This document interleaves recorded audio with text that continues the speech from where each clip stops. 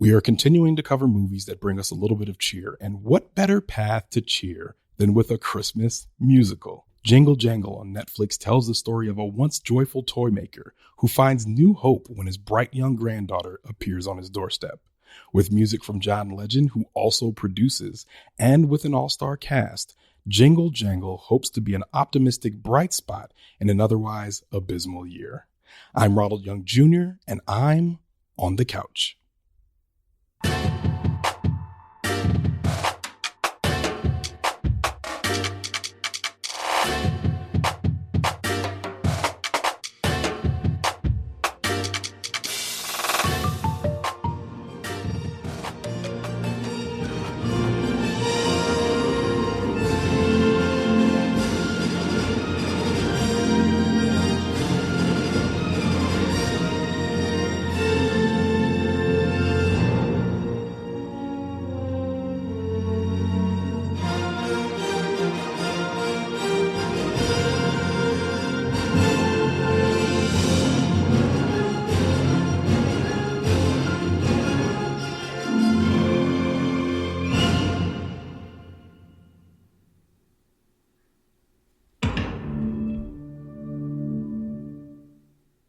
All right, this is Ronald, and I am on the couch after watching Jingle Jangle. Jingle Jangle on Netflix, written and directed by David E. Talbert, starring Forrest Whitaker, Justin Cornwell, Madalen Mills, Phylicia Rashad, Keegan-Michael Key, Miles Barrow, Hugh Bonneville, Anika Noni Rose, Diana Babnicova, Ricky Martin, Lisa Davina Phillip, Kieron L. Dyer, Sharon Rose, and Abraham Popoola.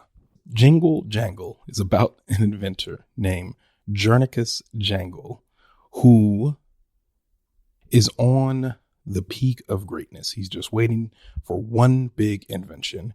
And when he makes that big invention, his trusted apprentice betrays him, steals it for himself, and begins his own career based on Jernicus's intellectual property.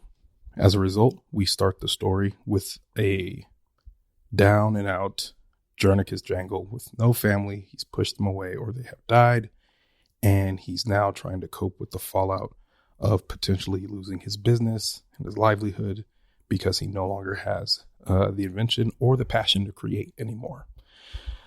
Q, the spunky granddaughter who comes back into his life, excited to meet him and excited to help him find the spark for himself again.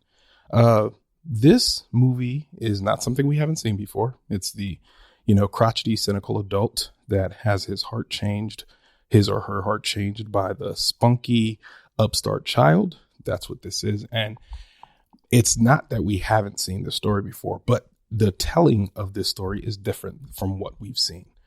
First of all, the cast is largely black. We're talking about Black folks in a period piece that looks like there's no specific time setting for when it is, but we do know that it is set in the time of Christmas, if that makes any sense to you. And when I say that, I mean, you know how if you watch a Christmas Carol, it's set in cobblestone streets where the snow just falls and everyone's like a little bit scampy and everyone dresses like a chimney sweep. And there's rich people who have big hats and coats and they look rich and their presents are, garish and ridiculous. That's the time that this is set in. It's set in de facto Christmas time, if you will. And there's no indication of whether this is in the universe we live in or a parallel universe.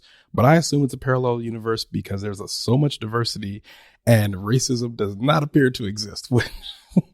Which is a plus for anybody in this universe.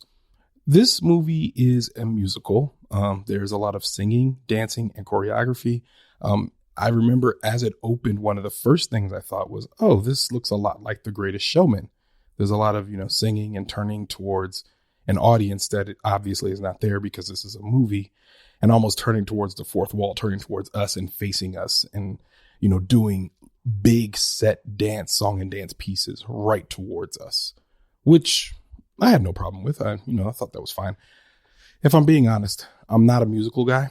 Don't really like musicals. Love Hamilton. There's several musicals that I do like, but typically something being a musical will always give me pause as to whether or not I'm going to watch it. This one was pretty good. The music is catchy. The dancing is pretty easy to watch. There's a lot going on screen. It's very kinetic. There's a lot of magic in this world.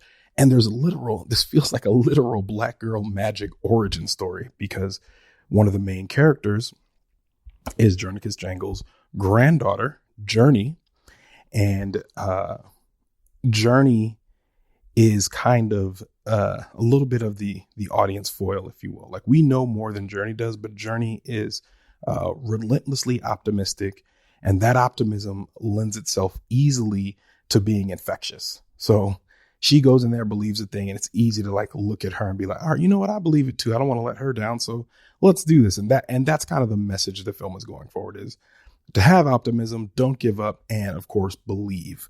And without giving you too much, believing is something that's very important. And you know, with most Christmas movies, it's all about, you got to believe. And if you don't believe. This movie doesn't really acknowledge Christmas as anything more than a passage of time or a marker of time. And while it's set in Christmas land and in Christmas time, I realized that when I got to the end, I was like, this wasn't really necessarily, except for if you could take away all of the Christmassy stuff about it, I guess this would have been like an inferior movie just about, you know, believing in yourself, which isn't to say that that's not a good movie about self-belief, but maybe you would have had to anchor it to something else like sports. So it's a good movie. It's a good Christmas movie. And for the most part, I really enjoy it. I think it was very well done. The director, David E. Talbert, this is his wheelhouse. He's done a lot of optimistic movies over the course of his career. He's done another romantic comedy called Baggage Claim and another movie called Almost Christmas. And this is his third Christmas film. There's another one, I don't remember what it's called, but another Christmas film that he's done.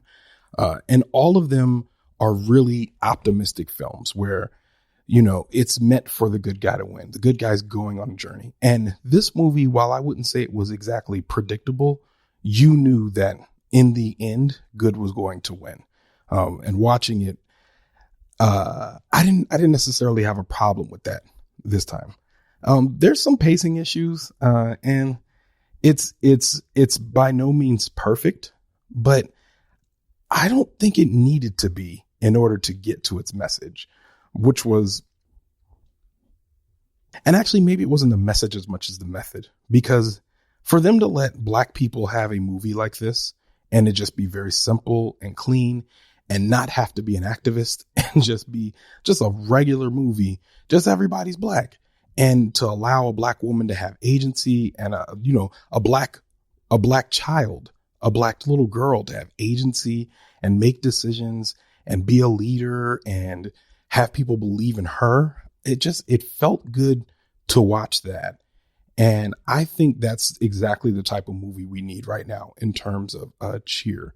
Keegan-Michael Key is in it. He's an adversary, and he does a good job playing this role. They don't give him a lot to do. They give him a little bit to do, but they don't give him a lot to do.